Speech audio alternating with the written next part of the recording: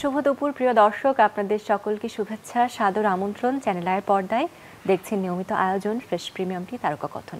প্রিয় দর্শক, তারকা কথনের এই আয়োজনে আজ কথা হবে গানের, গল্প শুনবো গানের। প্রিয় দর্শক, যে কোনো উৎসব কিংবা আয়োজনে গান ছাড়া কিন্তু আমাদের একেবারেই চলে না, এবং সে গান যদি হয় আমাদের নিজস্ব ভাষায় তাহলে তো কথাই নেই। পুরাতন গানগুলোকে নতুন করে শুনতে আসলে আমাদের কেমন লাগে, কেমন লাগবে তা নতুন করে এই উৎসবের আমেজে যখন আমরা শুনতে পারবো তখন। সে সকল কিছু নিয়ে আজকে কথা হবে। সে উদ্দেশ্যে আজ আছেন আমাদের মাঝে দুজন অতিথি। চলুন শুরুতে তাদের সাথে পরিচয় করিয়ে দিই। সাথে আছেন সঙ্গীত পরিচালক আদিব কবির। হ্যালো। এবং সাথে আছেন তাহমিনা তারিন, সঙ্গীত শিল্পী। Hi, hello. কেমন আছেন দুজন? চলছে ভালো, আপনি কেমন আছেন? আমিও ভীষণ ভালো আছি, এবং আমি সবসময় বরাবরই বলি গানের গল্প যখন হয় তখন আমি একটা প্রাণের সন্ধান পাই, সবসময় আরো বেশি ভালো লাগে। তো দুজনই কাজ করছেন গান নিয়ে, একজন গানের পরিচালক এবং একজন সুর দিয়ে আমাদের কাছে সেই গানগুলোকে পৌঁছে দেন। একটি নতুন কাজের গল্প তো ঘুরে ফিরে আসছে আমাদের কানে, অনেকগুলো কাজের একটি সমন্বয়। শুরুতে আদিব কবিরকে দিয়ে শুনবো। আসলে কিভাবে স্টার্ট করব, বিষয়টা হচ্ছে আমরা যেই প্রজেক্টটা নিয়ে কাজ করছিলাম রিসেন্টলি সেটার ব্যাপারে একটু গল্প করি। এটার নাম হচ্ছে রিডুতে আমরা আসলে চেষ্টা করেছি বাংলা যত অথেন্টিক ফোক গান আছে সেগুলোকে বাংলা ড্যান্স ফ্লোরে কীভাবে আনা যায়, ইলেকট্রনিক মিউজিকের সমন্বয়ে একটা প্রজেক্ট করার। ওইটাতে আশা করছি 20 জন আর্টিস্ট নিয়ে কাজ করেছি, এবং 45টা গানের মতো আমরা রেকর্ড করে শ্যুট করে ওভারঅল আউটপুট নিয়ে এখন পর্যন্ত কাজ করছি। তো আশা করছি ওই গানগুলো আসলে বাংলাদেশের মানুষ এবং বাইরে যারা আছে বাঙালি তাদের কাছেও অ্যাকচুয়ালি মানে ইন্টারন্যাশনাল মিউজিকের মতোই বাংলা ফোক গানগুলোকে শুনতে লাগবে আমাদের এই প্রজেক্টে। এই হচ্ছে আমাদের এই প্রজেক্টের ইনিশিয়েটিভ, এবং ওইটার মধ্যে ওয়ান অফ দ্য সিঙ্গার্স হচ্ছে তাহমিনা তারিন, এবং আমাদের ডিরেক্টর ছিলেন নাসিমুল মুরসালিন স্বাক্ষর, আর আমি was the music composer of this arrangement. এবং এটার টোটাল প্ল্যানটা ছিল বেসিক্যালি আমাদের রাহাত ভাই, ডিজে রাহাত ভাই। সো উনি বেসিক্যালি আমাকে এটার প্রতি ইনফ্লুয়েন্স করেছে এটা করার জন্য। Okay, so seems like an amazing work. যেটা বললেন যে ডান্স ফ্লোরে নিয়ে আসা বাংলা গানকে, আমরা যে কোনো উৎসবে যখন কোনো গান শুনি তখন দেখা যায় যে পাশ্চাত্যের গানগুলো শুনছি বা বাইরের দেশের গান। রাইট। এখন বাংলা গানকে এখন ইনশাআল্লাহ আমরা বাংলা গানগুলোকে পাবো, যেভাবে আমরা ওইভাবে আর কি ফরম্যাট করেছি। ফোককে কেন আপনারা টার্গেট করেন? কারণ আমরা বাঙালি যারা আছে না, আমাদের ইমোশন অনেক, এবং আমরা অনেক কানেক্ট করতে পারি মানুষের সাথে সোলের থ্রুতে। সো আমাদের ওই সোলগুলো অ্যাকচুয়ালি আমরা পাই ফোক গান বা ট্রেডিশনাল গানগুলোতে, যেটা আপনি দেখবেন যে সারা বিশ্বে এটার চলন আছে। আমাদের বাঙালি ফোক বা এশিয়ান ফোকের একটা চলন আছে, যেটাতে মানুষ they can relate, they can connect with the melodies. আপনি ল্যাঙ্গুয়েজের যদি ব্যারিয়ারটাও সরাই ফেলেন, মেলোডিটা থেকে যায়, মেলোডিটা can connect any and everyone, যারা রুট থেকে একদম ইন্টারন্যাশনাল লেভেল পর্যন্ত। গানটা আসলে প্রাণের গান তো। রাইট। সো এই কারণে ইভেন এই গানগুলো অনেক আগের তো, প্লাস এগুলোর আসলে কোনো রিক্রিয়েশন নাই। অনেকে অনেকভাবে রিক্রিয়েট করছে, কিন্তু কেউ কখনো চেষ্টা করে এটাকে ড্যান্স ফ্লোরে আনার জন্য, কারণ যেহেতু এই গানগুলো সব পুরো ম্যাস কমিউনিটি, আমাদের সব কমিউনিটি জানে, এই কারণে এই গানগুলোকেই স্পিক করে আমরা ড্যান্স ফ্লোরে নিয়ে আসতেছি। ওকে, থ্যাংক ইউ সো মাচ। তারিনাপুর কাছে একটু শুনতে চাই, তুমি এতগুলো ট্র্যাকের মাঝখানে একটি গেয়েছেন, একাধিক গাওয়া হয়েছে? একটি গাইনি, আমি রিডুতে 5টি গান করেছি। হ্যাঁ, ফার্স্ট অফ অল তো একটি গান করারই কথা ছিল, তারপর প্ল্যান মাফিক হয়ে গেল আর কি, 5টি গান হয়ে গেছে আমার। সো ভালো ছিল গানগুলো। এটার মানে প্রথম প্রস্তাবটা কিভাবে আসে কাজের সাথে সম্পৃক্ত হওয়ার গল্পটা? এই কাজটা মেইনলি আদিবের থ্রুতে আসে। হ্যাঁ, আদিব আমাকে নক করে যে আমরা একটা প্রজেক্টের প্ল্যান করছি, এরকম ডিজে রাহাত ভাইয়ের প্রজেক্ট। সো আমাকে অফার করে যে এরকম তুমি গান করবা, সো চুজ করো গান করবা, কি গান করবা। পরে আমি রাজি হয়ে যাই, কারণ আমি তো সুপার এক্সাইটেড ছিলাম রাহাত ভাইয়ের প্রজেক্টে কাজ করব, আদিবের সাথে কাজ করব। সো তারপর একদিন ডাকে আমাকে, প্ল্যান মাফিক হয়ে যায়, তারপর রেকর্ড হয়ে যায়। আর সব থেকে বড় ব্যাপার হচ্ছে আমি ফার্স্ট আর্টিস্ট ছিলাম যে ফার্স্ট রেকর্ডিং হয়েছিল আমার। সো এই তো ভালো করেছেন। কি ধরনের গান আপনার কাছ থেকে আমরা শুনতে পাবো? ফোক গানই করেছি। আমার যে 5টা গান, ওই গানগুলো হচ্ছে বেসিকলি একটু নাম্বার, মানে স্টেজ নাম্বারগুলো, যেহেতু আমি স্টেজ পারফরমেন্সটা একটু বেশি করি, সো আমি ওগুলোই চুজ করেছি যেন আমার জন্য ভালো হয় আর কি। আচ্ছা, এই কাজের সাথে আরো অনেক শিল্পীদের কথা আমরা শুনেছি, তারা সম্পৃক্ত রয়েছেন, অনেকে গান করেছেন। কারা কারা ছিলেন যদি একটু নামগুলো? সিনিয়রদের থেকে আগে শুরু করি। পিন্টু দা ছিল, আমাদের পিন্টু ঘোষ, ডলি সাইন্দারি ম্যাম ছিল, শফি মন্ডল ছিল, তারপরে আমাদের কর্নিয়া আপু ছিল পাওয়ার ভয়েসের, তারপর তাসনিম আনিকা ছিল, তারপরে আসে ইসলাম দোলা ছিল, তারপরে ছিল হচ্ছে ইমরান হোসেন, তারপরে আরো অনেকেই, মানে আসলে এতজনের সাথে কাজ করা হয়েছে এই প্রজেক্টে, সবাইকে স্পেসিফিকলি বলতে গেলে আসলে লিস্টটা দেখা লাগবে। আচ্ছা, এতগুলো শিল্পীকে অ্যাপ্রোচ করা, তারপর তাদেরকে একটি কাজের জন্য একত্রিত করা, নিশ্চয়ই চ্যালেঞ্জের অনেক জায়গা ছিল। কিভাবে এক করেছেন সকলকে? বেসিক্যালি বলতে গেলে রাহাত ভাই আর আমার সাথে ইন্ডাস্ট্রির যাদের সাথে আমরা কাজ করি বা আমাদের ইন্ডাস্ট্রিতে যারা আমরা আছি, আমাদের একটা মানে গুড কানেকশন আছে। আমরা সবসময় হাই হ্যালো কি অবস্থা হোয়াট অ্যান্ড নটের মধ্যে আমরা সবসময় থাকি, যার কারণে আমরা যখনই কোনো প্রজেক্ট প্ল্যান করি না কেন, it's always their first call যে তারা খুব এক্সাইটেড থাকে যে আসলে আমরা একটা প্রজেক্ট করতেছি এবং তারা কতক্ষণে এটা দেখবে বা এটাতে জয়েন করবে, এরকম একটা টেন্ডেন্সি তাদের মধ্যে সবসময় থাকে। যার কারণে প্রজেক্টটা করতে টাফ ছিল সবার টাইমটা ম্যানেজ করা, বাট সবাই ওয়াজ লাইক, যখন বলা হয়েছে যে we are doing a project, তোমরা করবা কিনা, অমুক দিন রেকর্ডিং, তারপরে শুটিং হবে, এভরিওয়ান ওয়াজ লাইক ওকে, এবং সবাই অনেক পরিমাণ সাপোর্টিভ ছিল। হ্যাঁ, কারণ প্রজেক্টটা এত ইন্টারেস্টিং একটা প্রজেক্ট। হ্যাঁ, 20 জন আর্টিস্ট, আর মানে ডিজে রাহাত ভাইয়া ফিচারিং আদিব কবির ফিচারিং ভেরিয়াস আর্টিস্ট। হ্যাঁ, সো মানে অনেক বেশি ইন্টারেস্টিং ছিল, গান, ভিডিও শুটিং করা, মানে সব মিলিয়ে অনেক বেশি ইন্টারেস্টিং ছিল। সবাই অবভিয়াসলি এটার প্রতি ইন্টারেস্ট ফিল করবে, এটাই স্বাভাবিক, তাই না? নতুন কভারের কথা একটু পরে শুনবো, যেহেতু পুরোনো ট্র্যাক নিয়ে কথা হচ্ছিল, সেগুলোকে নতুন ভাবে উপস্থাপন করছেন। তো যারা আসলে একটু সিনিয়র ছিলেন বা যারা অনেক আগের থেকে আসলে গান করে আসছেন, নতুন ভাবে একটি গান করার পেছনে আসলে তারা কেমন ধারণা রাখে বা তারা এই মানে কনসেপ্টের সাথে কিভাবে অ্যাডাপ্ট করেছেন?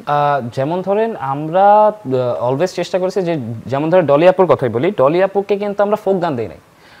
ডলি আপুকে আমরা নতুন কোনো গানও ক্রিয়েট করে দিই নাই যে ঠিক আছে আমি লিখলাম, আমি শুরু করলাম, আপু গানটা গেয়ে দেন, এমনও না। আমরা ডলি আপুর গানই রিক্রিয়েট করেছি। আচ্ছা, কারণ ডলি আপুর গানই যদি আমরা রিক্রিয়েট না করতে পারি, তাহলে ডলি আপুর সাথে কেন কাজ করলাম, রাইট? ওই এরাটা তো আমার ধরতে হবে। সো আমি গানটাই মানে এখন বলতেছি না কোন গানটা করছি, ওটা সবাই প্রজেক্টে দেখুক। বাট ডলি আপুর ক্ষেত্রে বলবো যে ডলি আপুর গানই করা হয়েছে, শফি মন্ডলের ক্ষেত্রে শফি মন্ডলের গানই করা হয়েছে, আবার হচ্ছে ইমরান ভাই যখন গান করেছে তারা আবার ফোকও করেছে, আবার তারাও তাদের মৌলিকের দিকে কাজ করেছে। So it is a various type of জনারের গান, মানে প্রজেক্ট। আপনি যেখানে ধরেন মৌলিক গান সবাই মনে করে যে ডলি আপা কি গাইলো এই টাইমে আইসা, কিন্তু আমরা ওই ডলি আপুকে ওই গানেই পাবো যে গান শুনে আমরা বড় হয়েছি আর কি। দ্যাটস ভেরি ইন্টারেস্টিং আসলে। তাই না, আপনার এক্সপেরিয়েন্সটা একটু শুনবো। গানের শুটিং যখন করেছেন সেই সময় নিজের এক্সাইটমেন্টটা, তারপর ফাইনালি যখন একদম ক্যামেরার সামনে দাঁড়িয়ে গানটির জন্য আবার অ্যাক্টিং করা বা সবকিছু, ওই এক্সপিরিয়েন্স কেমন ছিল? আসলে এই প্রজেক্টের কাজ করার পেছনে যেই এক্সপিরিয়েন্সটা ছিল, শুরু থেকে একদম লাস্ট পর্যন্ত সব অ্যামেজিং ছিল, একদম অ্যামেজিং। কারণ যখন আদিব আমাকে অ্যাপ্রোচ করে এটার জন্য, এই প্রজেক্টে গান করার জন্য, তখনই তো আমি এক্সাইটেড ছিলামই অলরেডি।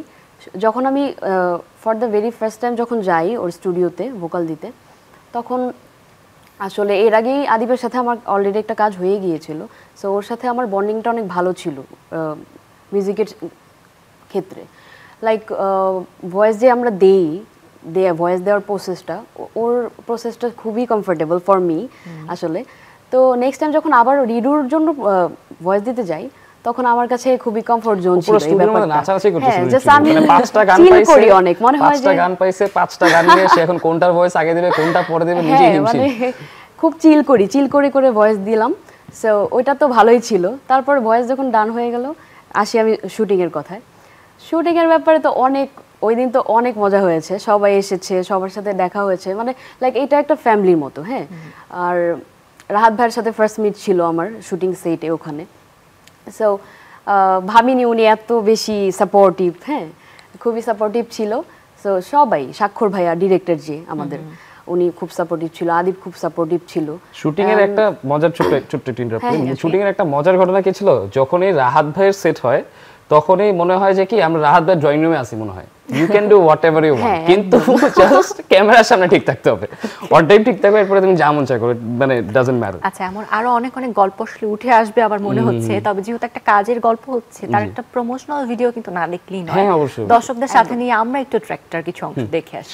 চলুন প্রিয় দর্শক।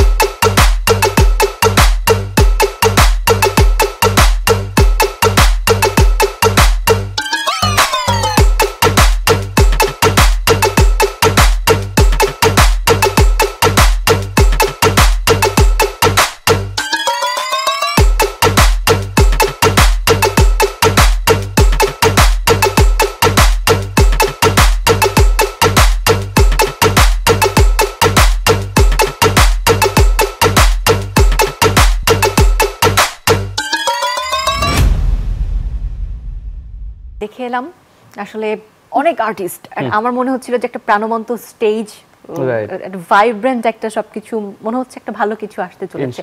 এই যে এতগুলো আর্টিস্টকে আসলে ভিন্নভাবে সকলকে আনা এবং তাদেরকে শুটিং টাইমে পাওয়া, মানে আপনি মোটামুটি সকলকে দেখেছেন, পেয়েছেন, শুটিং সেটে আসলে কে কেমন ছিল একটু শুনি।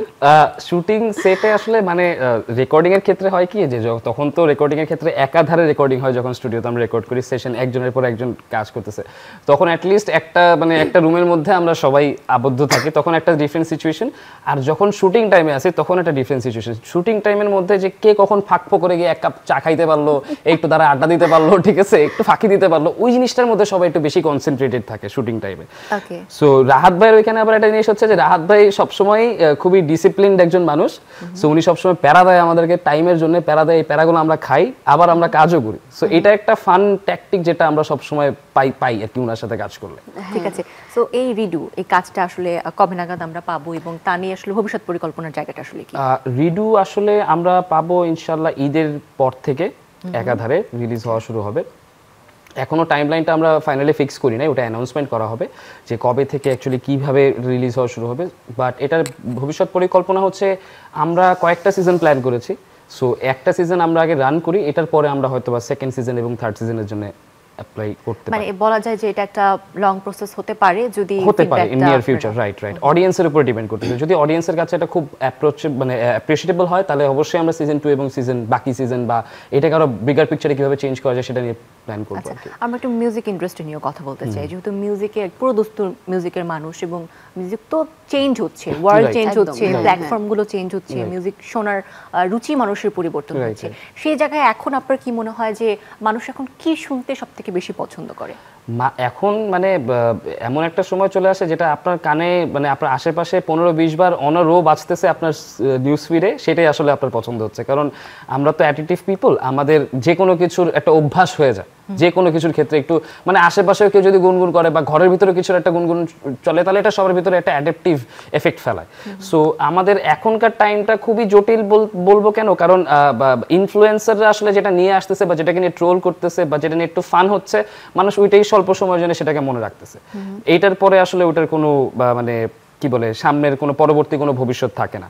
সো আমি বলবো যে এখনকার টাইমটা খুবই ডিফিকাল্ট ফর আস, যে মানুষকে একটা গান অ্যাকচুয়ালি একটা গান আসলে ভালো লাগানো, যে এটা একটা প্রপার গান, সো ওইটা একটু ডিফিকাল্ট এখন। তারিনা আপু এই বিষয়ে কি বলবেন? হ্যাঁ, বোঝা যাচ্ছে না যে মানুষ কি গান চাচ্ছে, কোন ধরনের গান চাচ্ছে। আপনি কোনো গান করার আগে আসলে এখন তাহলে কি ভেবে গানটা করেন, যে কিভাবে আপনার দর্শক সেটা অ্যাকসেপ্ট করে? আসলে আমার ক্ষেত্রে একটু ডিফারেন্ট হবে ব্যাপারটা, কারণ আমি গান করব হচ্ছে আমি ভাবি যে আমার যেই জনরাটা ভালো লাগে, যেমন আমি ফোকটা পছন্দ করি, তারপর আধুনিকটা পছন্দ করি, গাইতে স্বাচ্ছন্দ্য বোধ করি, কিন্তু আসলে আমি এটা পছন্দ করি, দর্শক বা অডিয়েন্সরা এইভাবে নিবে কিনা, এই গানটা পছন্দ করবে কিনা আমার ইয়েতে ভয়েসে, এটা আসলে বোঝাটা মুশকিল। দেওয়ার পরে গানটা রিলিজ করার পরে বোঝা যাবে যে আসলে নিচ্ছে নাকি নিচ্ছে না, পছন্দ করছে নাকি। এখন এই সময়ে কোন ধরনের গান বেশি গাইছেন?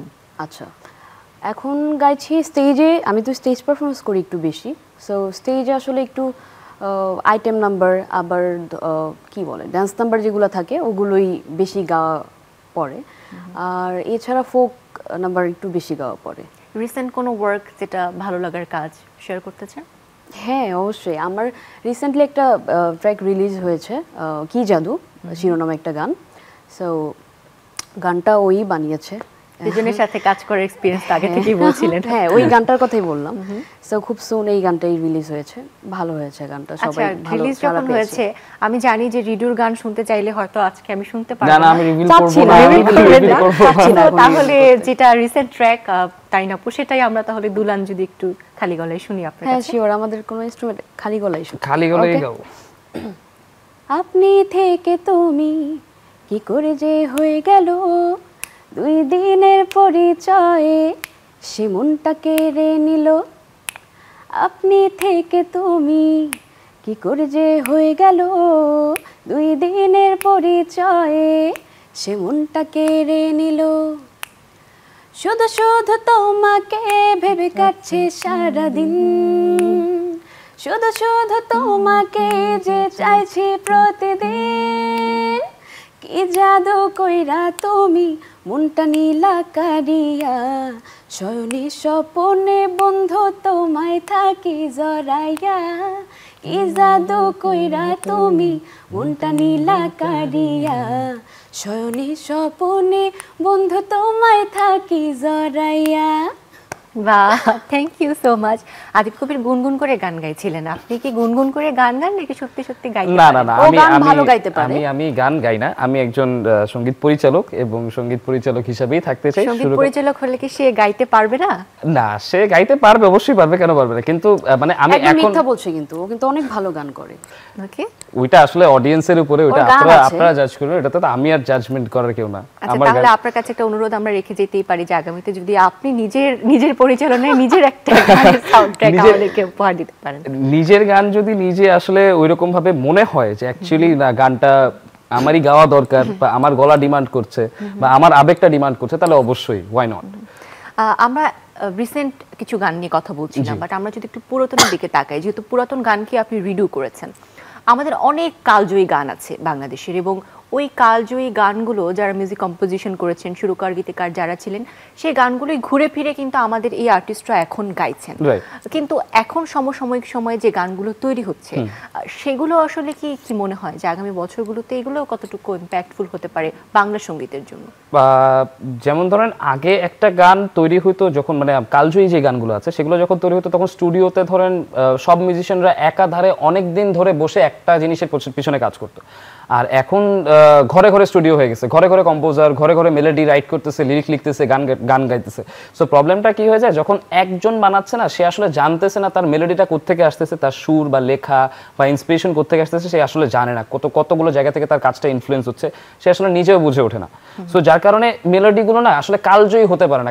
কারণ যে গানটা আপনি শোনেন না কেন, আপনার কাছে মনে হবে যে না এটা কোথায় যেন শুনেছি, বা it will give you a old vibe, অনেক সিমিলার পাবেন।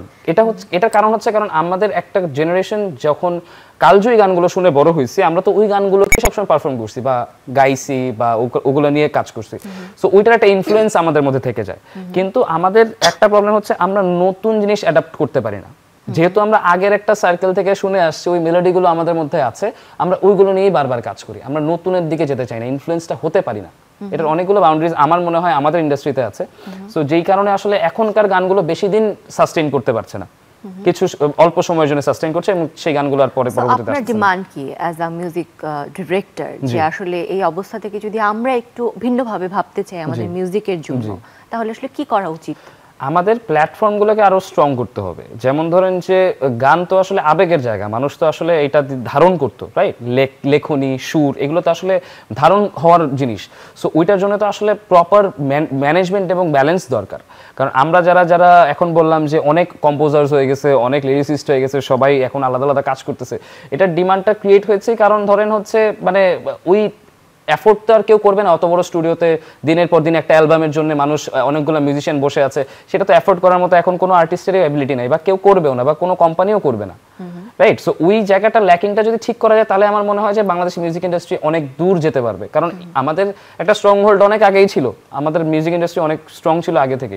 সো এইসব জায়গাগুলো যদি ফিক্স করা হয় তাহলে আমার মনে হয় যে আমাদের মতো যারা কম্পোজার্স আছে আমরা আরো স্পেস পাবো, কাজ করার জন্য, এবং সিনিয়রদের সাথে বা আগের যারা কাজ করেছে সেই কালজয়ী গানগুলো যারা লিখেছে তাদের সংস্পর্শে গেলে we can gather hour knowledges, যেটা আমাদের একদমই হচ্ছে না। আগে যারা গান করেছেন তারাও তো এখন ইন্ডাস্ট্রিতে রয়েছেন, হয়তো কাজ কম করছেন, তাদের সাথে আপনাদের কানেক্টিভিটির জায়গাটা আসলে কেমন?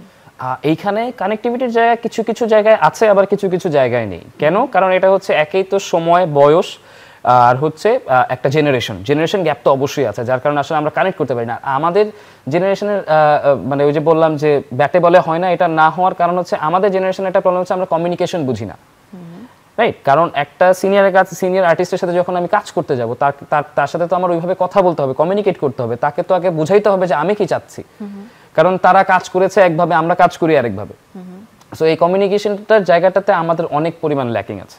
সো আমাদের এই জায়গাটাতে আমার মনে হয় আর্টিস্টদের আমাদের যারা এখন জেনারেশনের আছে আমরা সবাই আমাদের এটাতে আরো স্ট্রং হইতে হবে, কমিউনিটি বিল্ড করতে হবে এবং সবাইকে সাপোর্ট করতে হবে। নাহলে আসলে ওই টাইমে যদি আপনি বলেন যে কালজয়ী যে টাইমটা কালজয়ী হয়েছে কারণ সবাই এক জায়গায় ছিল, পুরো ইন্ডাস্ট্রিটা একটা জায়গায় কাজ এখন করছে। কি ইন্ডাস্ট্রি একটু স্ক্যাটার্ড? হ্যাঁ, এখন একটু ছন্নছাড়া, মানে I guess. যে যার মতো যেভাবে যেখান থেকে কাজ করতেছে আর কি। আমাদের বন্ডিংটা আই গেস বাড়ানো উচিত। যেমন ধরেন আমাদের এই রিডুর পিছনের ওয়ান অফ দ্য মোটিভ কিন্তু এইটাই যে আসলে আমরা যারা আগে একসাথে কাজ করতাম বা একটা সময় এক ছিল পুরো গ্রুপটা, সেই গ্রুপটাকে আবার একত্র করা, সবার কানেকশন বিল্ড করা। যেমন ধরেন যে আজকে যদি আমি একটা গান রিলিজ করি, আমি যদি তারিনকে না বলি যে আমার একটা গান রিলিজে শেয়ার দাও, ও কিন্তু শেয়ার দিচ্ছে না।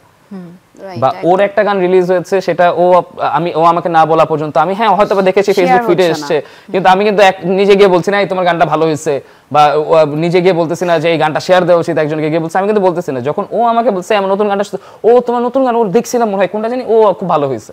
So this is a thing যেটা আমাদের এই জেনারেশনের মধ্যে আছে। হ্যাঁ, আমরা অ্যাপ্রিশিয়েট করতে পারি না বা আমরা কোনো নতুন জিনিসকে অ্যাকসেপ্ট করতে পারি না। এটা অনেক বড় একটা প্রবলেম আমাদের এই টাইমের জন্য। তারিনাপুর কাছে একটু শুনতে চাই, এখন যেমন ভাই বলছেন যে প্ল্যাটফর্মগুলো রয়েছে কিন্তু এই যে ফিল্টারাইজেশনের একটা জায়গা সেটাও খুব কম, অনেক স্টুডিও অনেক আর্টিস্ট যে যার যার মতো কাজ করছেন এবং ভিউজের একটা সংখ্যা রয়েছেন যে ভিউজ টার্গেট করে অনেকে কাজ করছেন। সেক্ষেত্রে নিজে আর্টিস্ট হিসেবে যেহেতু কাজ করছেন, ভিউজের ব্যাপারগুলো আসলে আপনাকে কেমন প্রভাবিত করে? এখন এমন একটা ব্যাপার হয়ে গেছে যে যেই গানটা ভিউ বেশি হবে ওইটা ভাইরাল হয়ে যাবে, বা ওইটা হয়তো বা ওইটাই সবাই নিচ্ছে, ওইটাই শুনছে। হ্যাঁ, এর মানে এটা না যে এছাড়া কোনো ভালো গান বা ভিউজ হচ্ছে দেখে ওইটাই ভালো গান বা ভালো কোনো গান এছাড়া হচ্ছে না। হচ্ছে অনেক গান, ভালো ভালো গান রিলিজ হচ্ছে, বাট ওগুলো কেউ শুনছে না। এখন যেগুলো ভিউজ হচ্ছে, ভাইরাল হচ্ছে, ওগুলোই শুনছে। হ্যাঁ, সো এগুলো আসলে একটা আর্টিস্টের উপর অনেক ইম্প্যাক্ট ফেলে, মানে অনেক ইফেক্ট করে। হ্যাঁ, যারা একটু ডিফারেন্ট কিছু করতে চায়, লাইক ভাইরালের পিছনে থাকে না যে আমি ভাইরাল হতে হবে আমার গানটা, বা আপনি কি হতে চান হতে হবে। নিজেকে আমার আসলে কোথায় আসলে দেখতে এরকম চান? কোনো টার্গেট নেই কখনো যে আমি ভাইরাল হতে চাই, বাট হ্যাঁ একটা কথা, আমি হিট হতে চাই কখনো যদি পসিবল হয়। হিট হতে চাই যে ওকে হিট বলতে আসলে আপনার আইডল কারা?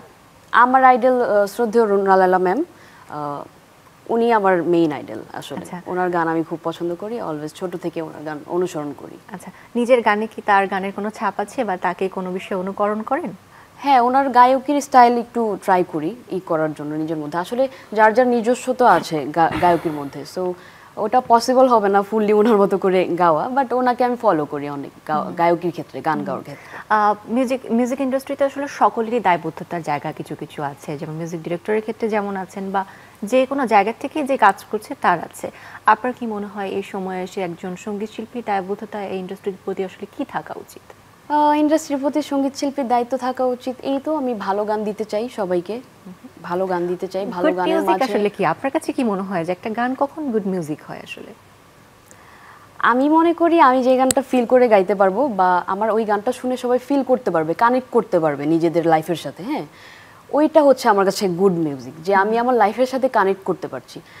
এছাড়া সব বাজে বাকিগুলোকে আমি আসলে, যেগুলো কোনো থাকে না যে কিছু গান কোনো কানেক্ট করার মতো কিছু নেই, লিরিক জাস্ট হচ্ছে কোনো রকম লিরিক, হ্যাঁ, সো ওগুলোকেও খারাপ বলবো না, আমি আসলে এত বড় কিছু বলার রাইট রাখি না হয়তো বা, বাট ওইটাই আমি বলবো যে যেই গানটা আমাদের লাইফের সাথে কানেক্ট করা যায়, যেই গানের লিরিক দিয়ে, সুর দিয়ে, সো ওই গানটাকে আমি সোলফুল বা আমার ভালো গানের কাতারে আমি ধরি আর কি। আমার মনে হয় ওই গানটা ভালো। নিজে গান করার ক্ষেত্রে এই বিষয়গুলো এটাই, হ্যাঁ, সবসময় এটাই মাথায় রাখি যে কোন গানটা আসলে, কোন গানের লিরিকটা, টিউনটা মানুষের সাথে, জীবনের সাথে কানেক্ট করা যায়, বা কিছু হলেও একটু হলেও কানেক্ট করা যায়। এটা প্রেমের গান হতে পারে বা কষ্টের গান হতে পারে, যাই হোক কানেক্ট করাটা মেইন ব্যাপার। আচ্ছা, প্রেমের গান গাইতে বেশি ভালো লাগে না বেদনার গান? প্রেমের বেদনা তো বেশি আবেগ দিয়ে গাইতে হয়, মানুষের সাথে কানেক্ট করতে পারে আরো বেশি। আসলে আমার জীবনে কোনো বেদনা নেই আপাতত, মানে ওরকম। সো আমার মনে হয় যে আমি প্রেমের গানটা ভালো গাইতে পারবো, এটাও বলতে পারবে যেহেতু অ্যাজ এ মিউজিক ডিরেক্টর। আপনার কি মনে হয় যে তারিন আসলে কি ধরনের গান বেশি ভালো করতে পারে, বা তার পটেনশিয়ালিটি কোন জায়গায় সবচেয়ে বেশি? দুঃখের গান। What is this? না, it was a joke. ও ভার্সেটাইল একজন সিঙ্গেল। ওকে যদি ড্যান্স নাম্বারও গাইতে বলে, ফাস্ট গান বা হচ্ছে মেলোডিয়াস গান, সেটাও পারে। At the same time okay যদি বলা হয় যে না এখন তোমার ধরো একটা সিকোয়েন্স তোমার চিন্তা করতে হবে, যে নায়ক মরে গেছে, ধরো ফর এক্সাম্পল নায়ক মরে গেছে, তোমার এখন খুব আবেগ দিয়ে গাইতে হবে, সেটাও ওর ভিতরে আছে। সো ও খুব ভার্সেটাইল একজন সিঙ্গার আমি বলবো।